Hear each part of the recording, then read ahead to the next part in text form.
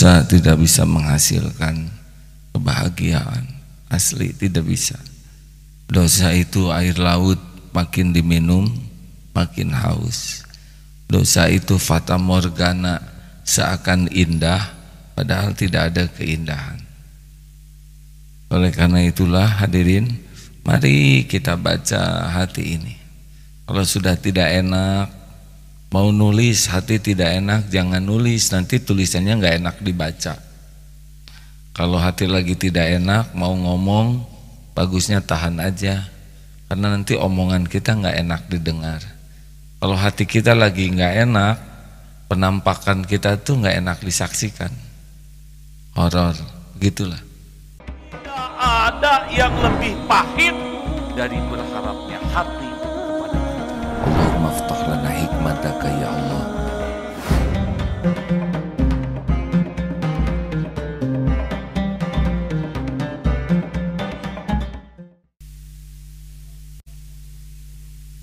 Waalaikumsalam warahmatullahi wabarakatuh.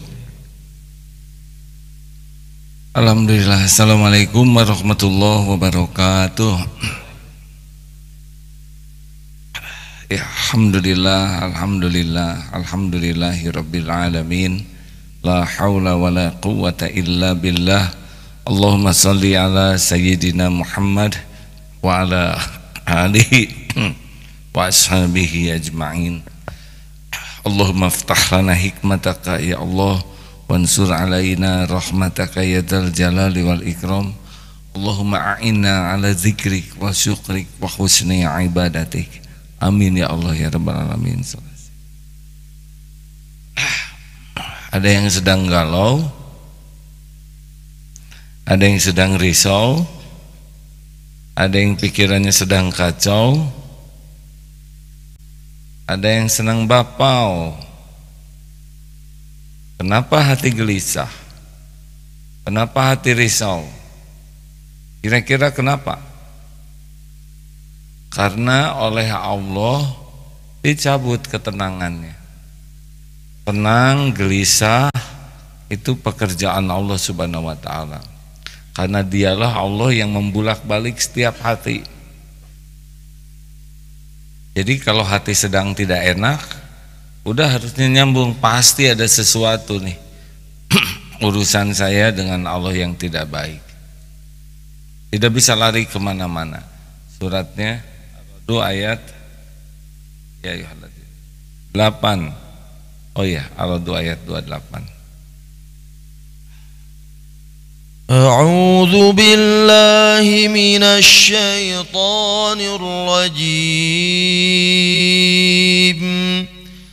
الذين آمنوا وتطمئن قلوبهم بذكر الله ألا بذكر الله تطمئن القلوب, yaitu orang-orang yang beriman dan hati mereka menjadi tentram dengan mengingat Allah. Ingatlah, hanya dengan mengingat Allah hati menjadi tentram. Ala bidzikrillah tatmainnul qulub. Saya zikir tapi tetap tidak tenang. Berarti apa? Tidak ingat ke Allah, zikirnya baru di lisan saja. Nah, dengan kata lain kita harus tahu bahwa Allah Subhanahu wa taala tahu persis isi hati kita. Walaqad khalaqnal insan,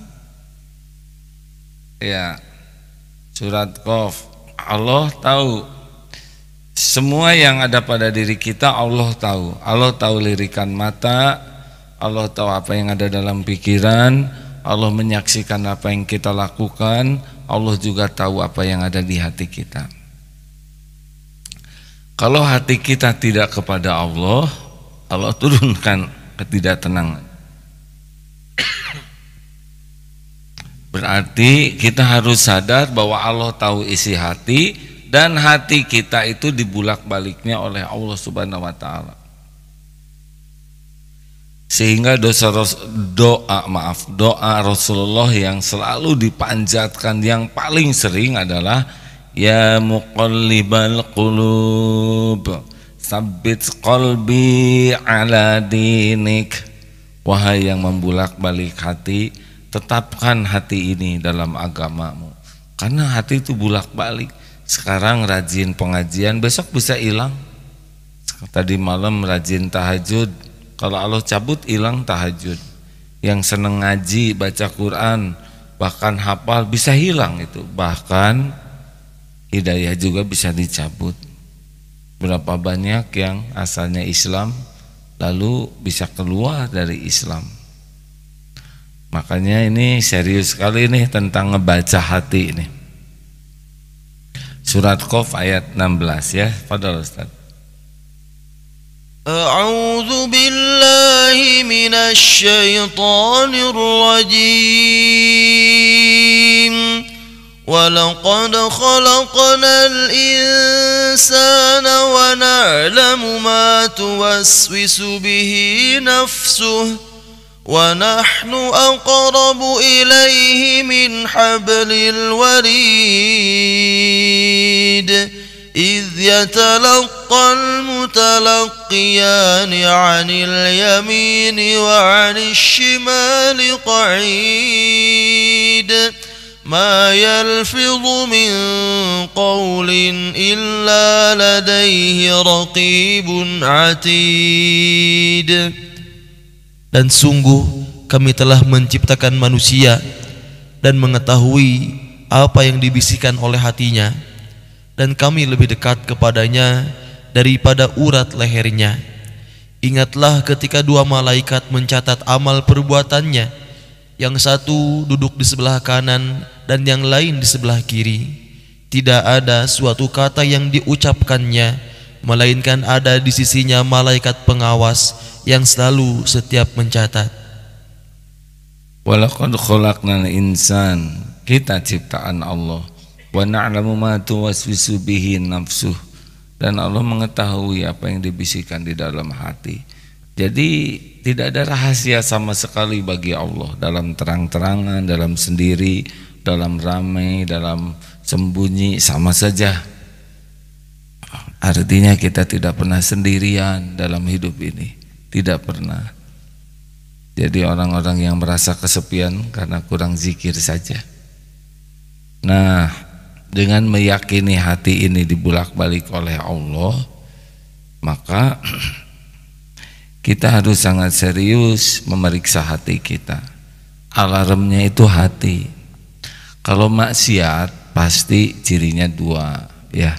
Satu gelisah, dua takut ketahuan orang. Dan maksiat tidak pernah bisa menghasilkan ketenangan. Dosa tidak bisa menghasilkan kebahagiaan. Asli tidak bisa. Dosa itu air laut, makin diminum makin haus. Dosa itu fata morgana, seakan indah padahal tidak ada keindahan. Oleh karena itulah hadirin, mari kita baca hati ini. Kalau sudah tidak enak, mau nulis hati tidak enak, jangan nulis, nanti tulisannya nggak enak dibaca. Kalau hati lagi tidak enak, mau ngomong, bagusnya tahan aja, karena nanti omongan kita nggak enak didengar. Kalau hati kita lagi nggak enak, penampakan kita tuh nggak enak disaksikan, horor, gitulah. Makanya zikir. Nah biasanya apa nih yang suka? It's about love, you know. Tahu love? Lavel, ya, love katel. Love biasanya yang banyak mendominasi itu adalah cinta. Cinta, aduh buara. Cinta itu identik dengan ingat, karena makin mencintai sesuatu makin diingat. Siapa orang yang paling dicintai Allah? Yang paling banyak diingat Allah. Siapa yang paling banyak diingat Allah? Fadhkuruni adzkurkum. Orang yang paling dicintai Allah, ada yang paling diingat Allah secara spesial. Siapakah yang paling diingat oleh Allah secara spesial? Adalah orang yang paling banyak mengingat Allah. Kalau ingat Allah lampu nyala, kalau lupa ke Allah lampu gelap, kira-kira banyak terangnya banyak gelapnya hidup ini? Jawab hadirin. Banyak terangnya banyak gelapnya? Ya, bohong. Benar? Ayo, betul. Setiap perkataan dijamin harus benar. Banyak terangnya banyak gelapnya, jujur. Kenapa curang-curang gitu, nggak yakin dengan omongannya sendiri? Harus jujur. Kalau ingat Allah terang, lupa Allah gelap, banyak terang banyak gelap. Jujur, kita dalam sholat aja nggak ingat ke Allah, ya. Makanya berbuat kebaikan itu menggelisahkan kalau nggak ikhlas. Kenapa jatuh cinta sengsara? Ya, yang diingatnya si itu, si dia sedang dia ingat kepada teman kita, ya. Kenapa sampai kaget gitu deh? Ya bayangin kita sibuk mengingat dia nggak kenal sama sekali sama kita. Justru yang diingat sahabat karib kita, ini kan nyesek hadirin. Oleh karena itulah hadirin sekalian, nggak mungkin kita tidak menyukai sesuatu, pasti ada aja yang kita suka. Ya, apa aja yang disukai manusia tuh? Ya kalau jenis-jenis remaja gini mungkin lawan jenis, ya. Itu teh nyiksa, ya. Cinta monyet, cinta beruk, cinta babon, cinta bekantan. Memang sepertinya indah jatuh cinta tuh, aslinya mirip jatuh dari pohon kelapa hadirin, babak belur. Orang kalau sudah mencintai sesuatu, dia jadi hamba sesuatu. Berarti kalau sudah cinta ke seseorang, cinta ke benda, cinta ke keinginan, udah nyiksa aja. Yang enak adalah mencintai apa yang dicintai Allah. Ini langsung koneksi ke Allah. Cinta Al-Quran, lah Al-Quran kalam Allah, ini koneksi langsung ke Allah. Makanya para pecinta ibadah, cinta Quran, yang cinta tahajud, yang cinta sedekah, termasuk mencintai orang-orang yang dicintai Allah, itu connect ke Allah tuh. Mencintai Rasulullah, mencintai sahabat Rasul, mencintai para waliullah, mencintai amal-amal yang dicintai Allah, yang menyampaikan ke Allah, itu barisannya barisan zikrullah. Mencintai ilmu yang berkah. Makanya hati-hati nih. Gimana kalau saya jatuh cinta ke seorang ustadz?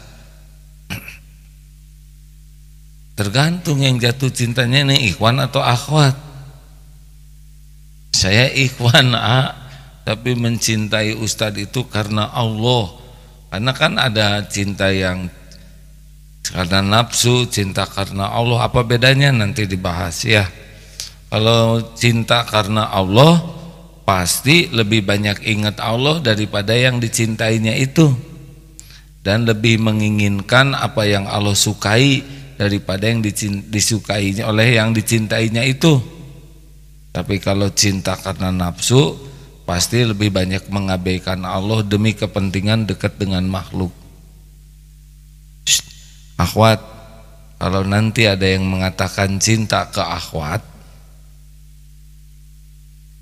lalu dia mengajak melakukan sesuatu, apakah ketemuan atau apa gitu ya, yang tidak disukai Allah, maka dia sebetulnya bukan cinta yang asli, nafsu.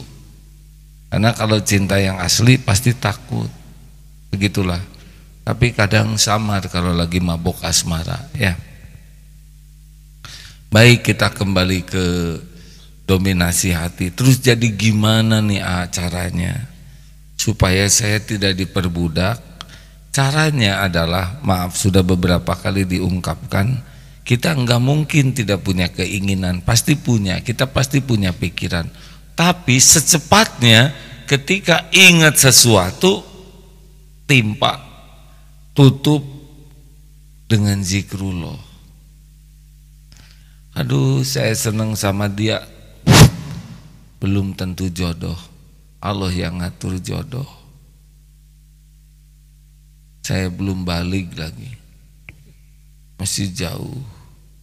Kalau nggak ditutup dengan zikrullah, wah, saya pengen barang itu, ini barang milik Allah, belum tentu yang terbaik dari Allah untukmu.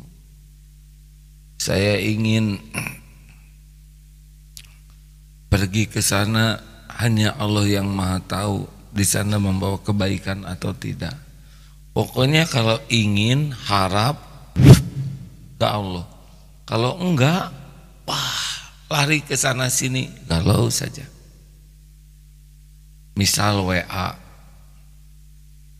nulis belum dibalas, sombong amat sih, gelisah. Ingat Allah, baru ada jawaban dengan izin Allah. Mungkin Allah sedang menguji kesabaran kita. Enak, telepon nggak diangkat, kok nggak diangkat-angkat. Ingat Allah, baru orang bisa mengangkat telepon dengan izin Allah. Toel, melamar, Pak, saya berniat menikahi, memperistri putri Bapak. Tunggu ya Dek, saya harus tanyakan keluarga dan istiqoroh, dan tergantung anaknya juga. Gebuk. Itu keluar, datang lagi tamu, ternyata sama mau melamar, leng. Ternyata yang datangnya itu lebih keren dari dia, gebek. Mobilnya lebih bagus, golepak.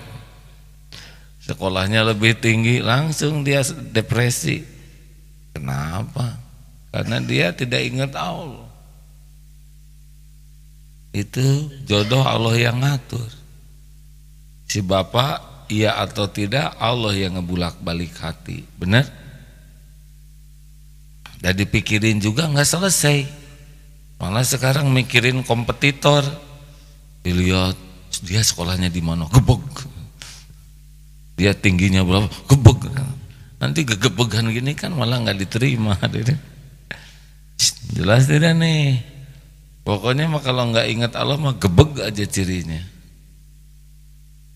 Begitu. Ikhwan, ya walaupun persaingan ketat, tenang aja, belum tentu ada ya. Tapi saya mau sama dia. Dia udah cocok nih, saya pilihannya sama dia. Tapi kan belum tentu cocok dengan pilihan Allah, betul? Menjelang menikah batal. Gimana kira-kira? Padahal undangan sudah disebar. Yang paling menderita ingat siapa? Ingat makhluk. Malu. Saya malu. Di mana ditaruh muka saya? Di mana lagi? Hadirin, nggak ada lagi tempat yang memadai. Saya merasa terhina. Saya merasa dipermalukan. Gini aja tanya, Bu, Ibu doanya apa waktu minta jodoh?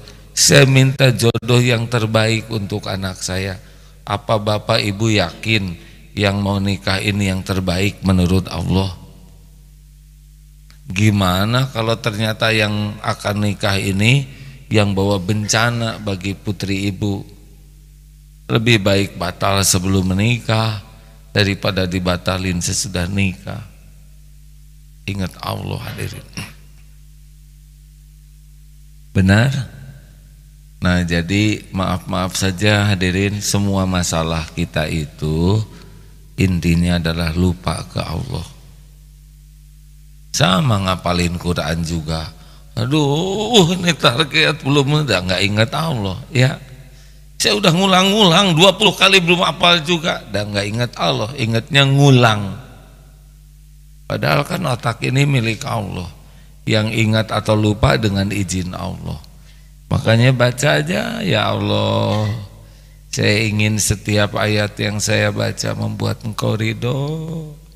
Terus diulang-ulang. Allah tahu ini dia baca Quran ingin dekat dengan Allah. Ada kalanya dibuat hafal, ada kalanya dibuat belum hafal. Kenapa teman-teman saya hafal, saya belum hafal? Ya mungkin Allah ingin saudara lebih mengulang-ulang, lebih memelihara niat. Dan hafal juga jadi ujub, mau apa? Hafal jadi ujub, betul? Kan ada yang diberi terus jadi sombong, jadi ujub, itu lebih buruk. Nah lah hadirin, termasuk takut. Kalau takut sesuatu ya harus ingat ke Allah, karena yang kita takuti kan makhluk Allah juga. Waduh, saya takut. Suka takut apa aja sih? Dia takut apa? Takut amalan tidak diterima oleh siapa? Oleh Allah, ya benar. Kalau takut amal nggak diterima oleh Allah itu zikrullah. Takut apa? Yang normal-normal, atau tadi jangan terlalu soleh. Ya yang biasa gitu, yang kehidupan nyataan. Ya langsung saroleh kia, saya jadi susah ngomongnya. Cik atau yang normal hadirin, atau yang asli. Ini juga asli, takut tidak diterima oleh Allah. Tapi yang asli lainnya, Cung, takut apa? Takut kehilangan orang tua? Maksudnya apa? Kehilangan orang tua. Orang tua lagi di mana sekarang? Di Suriah.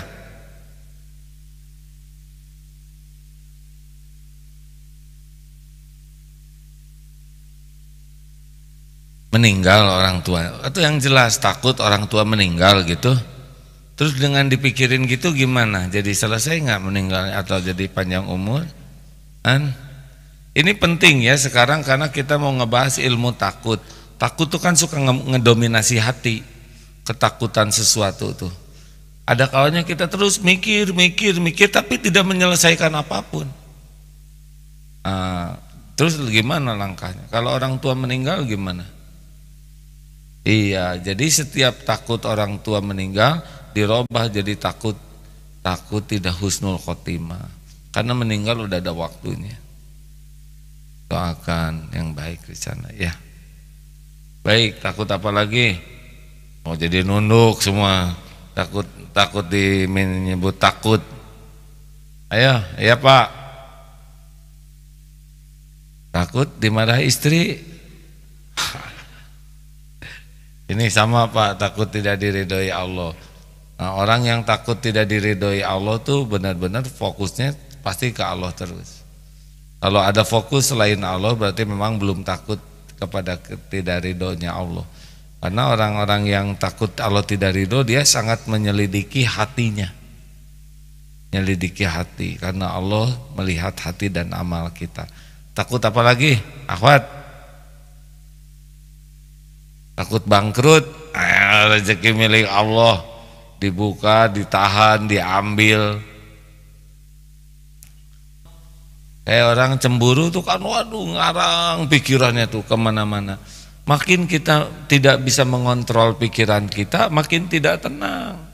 Harus kembali ke Allah yang menggenggam apa yang kita cemaskan, yang menggenggam apa yang kita takuti. Nggak ada tuh yang bisa terjadi tanpa izin Allah.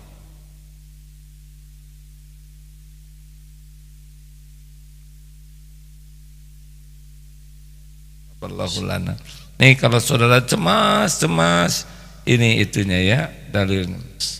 Surat At-Taubah surat ke-9 ayat 51. 51 ya. A'udzu billahi minasy syaithanir rajim. Qul lan yusibana illa ma kataballahu lana huwa maulana wa 'ala Allahi falyatawakkalul mu'minun. Katakanlah Muhammad, tidak akan menimpa kami melainkan apa yang telah ditetapkan Allah bagi kami. Dialah pelindung kami, dan hanya kepada Allah bertawakallah orang-orang yang beriman. Qul la yusibana, katakanlah sekali-kali tidak akan menimpa kepada kami. Qul la yusibana illa ma kataballahu lana, kecuali apa yang sudah ditetapkan. Jelas hadirin? Tenanglah, dan ketetapan Allah bagi orang yang beriman pasti baik. Tidak ada yang bisa menimpa kita tanpa izin Allah. Sekarang banyak bakteri, nggak ada yang bisa datang tanpa izin Allah. Banyak copet. Allah tahu nggak para copet? Jawab hadirin. Tahu copet? Tahu pikiran copet? Tahu siapa yang akan dicopet? Allah tahu si cepot.